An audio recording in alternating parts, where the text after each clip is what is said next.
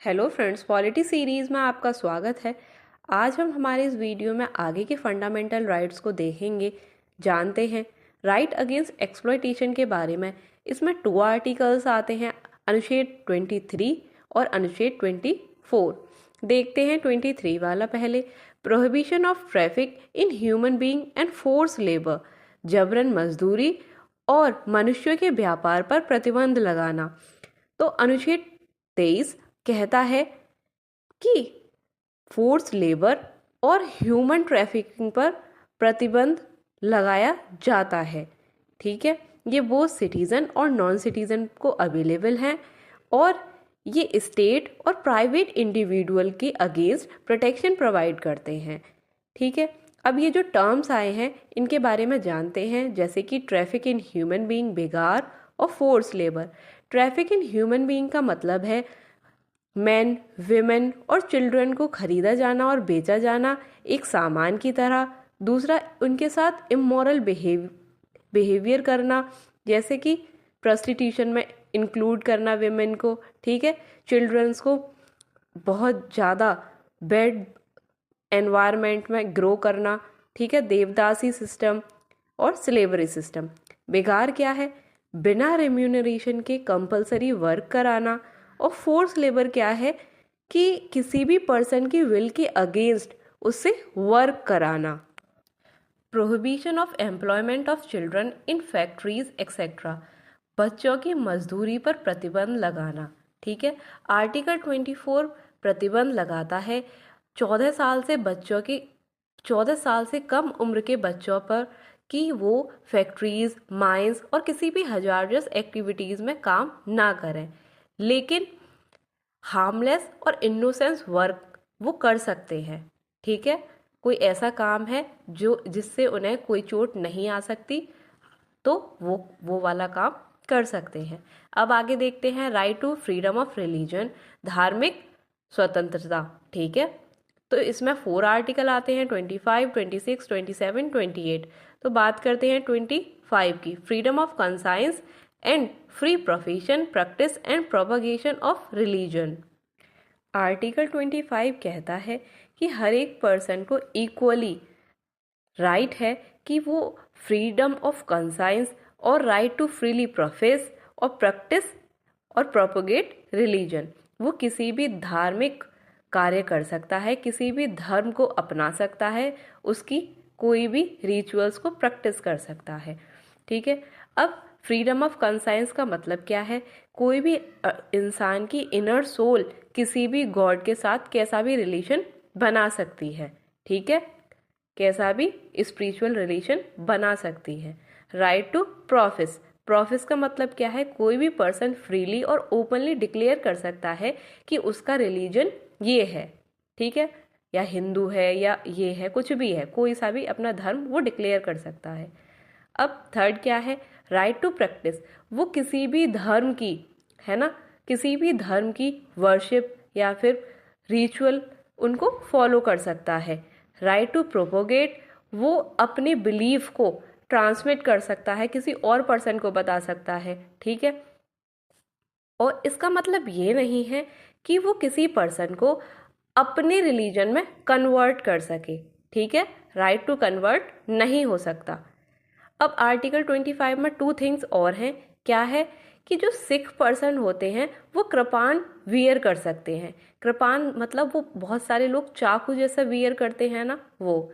और सिख, जैन और बुद्धिस्ट ये तीनों हिंदूज के अंडर ही आते हैं।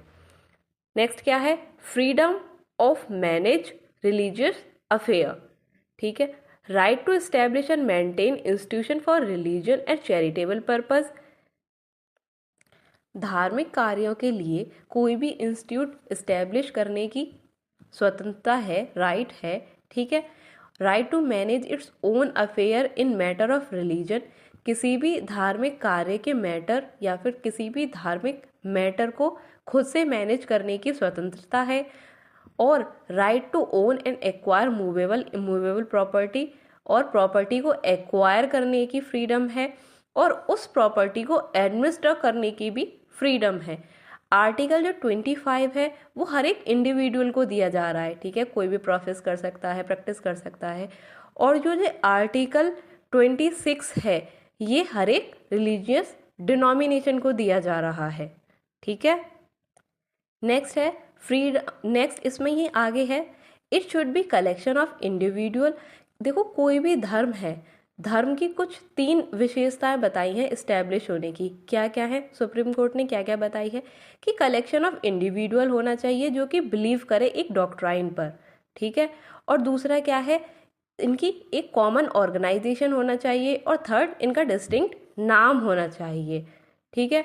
और नेक्स्ट क्या है, freedom from taxation for promotion of any religion, ठीक है। आर्टिकल 27 बोलता है कि कोई भी पर्सन किसी भी रिलीजन को या रिलीजियस डिनोमिनेशन को मेंटेन या फिर उसको प्रमोट करने के लिए कोई टैक्स पे नहीं करेगा, ठीक है, कोई टैक्स पे नहीं करेगा। सेकंड क्या है इसमें क्लॉज, इसमें ये है कि जो टैक्स होती है, गवर्नमेंट टैक्स जो कलेक्ट करती है वो टैक्स पब्लिक का पैसा है जो कि वो प्रमोट और किसी भी रिलीजन को मेंटेन करने पर खर्च नहीं होगा, ठीक है। This provision prohibits only levy tax not a fee ले सकती है गवर्नमेंट लेकिन किसी भी पर्सन पर टैक्स नहीं लगा सकती। Freedom from attending religious instruction, ठीक है, हमें रिलीजियस इंस्ट्रक्शन के अटेंड करने की फ्रीडम है।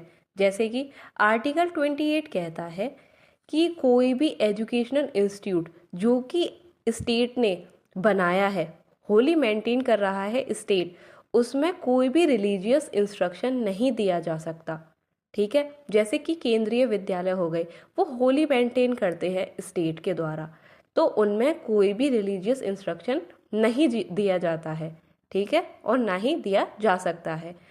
ये प्रोविज़न कुछ एजुकेशनल इंस्टीट्यूट पर अप्लाई नहीं होता जो कि एडमिनिस्ट्रेट तो स्टेट कर रहे हैं लेकिन इस्टेब्लिश किसने किया है, किसी ट्रस्ट ने किया है, ठीक है, उसमें ये क्लॉज अप्लाई नहीं होता। अब कुछ इंस्टीट्यूट बताए हैं 28 आर्टिकल में, अनुच्छेद में 4 टाइप के इंस्टीट्यूट हैं। कौन कौन से हैं देखते हैं। ऐसे इंस्टीट्यूट जो कि स्टेट के द्वारा होली मेंटेन किए जाते हैं। सेकंड वाला, एडमिनिस्ट्रेट तो स्टेट के द्वारा किया जाता है लेकिन इस्टेब्लिश किसी ट्रस्ट के द्वारा किया गया है। थर्ड वन कौन सा है, स्टेट के द्वारा सिर्फ रिकॉग्नाइज किया गया है। और फोर्थ वाला कौन सा है, स्टेट से एड लेता है, ठीक है। तो ए वाले में तो नहीं हो सकता, बिल्कुल भी प्रोहिबिट है, ठीक है। बी वाले में परमिट है और सी और डी वाले में परमिट है लेकिन वो चिल्ड्रन पर और या फिर स्टूडेंट्स पर फोर्सफुली अप्लाई नहीं होगा, ठीक है, उनकी वॉलेंट्री है कि वो ले या ना ले। If you like my video please share and subscribe my channel. Thank you.